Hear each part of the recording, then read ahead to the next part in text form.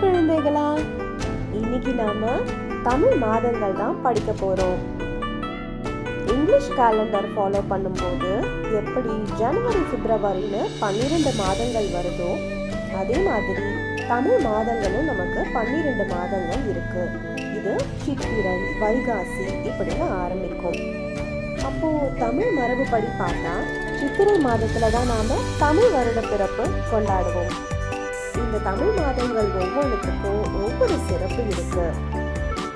உதாரணத்துக்கு மார்கழி மாசம்னா நல்ல பனி பெய்யும். தை மாசத்துல நாம பொங்கல் திருவிழா கொண்டாடுவோம். இதே ஐப்பசி மாசத்துல தீபாவளி பண்டிகை வரும். தீபாவளி பண்டிகைனா விதவிதமா பலகாரங்கள் இருக்கும். கூடவே நிறைய வெடி போடலாம். இப்படி பண்டிகையும் கொண்டாட்டமும் ஒரே குதூகலமா தான் இருக்கும் இல்லையா? சரி, இந்த 12 மாதங்களோட பேரும் என்னென்னு இப்ப நம்ம படிக்கலாம். என் கூடவே சேர்ந்து சொல்லுங்க.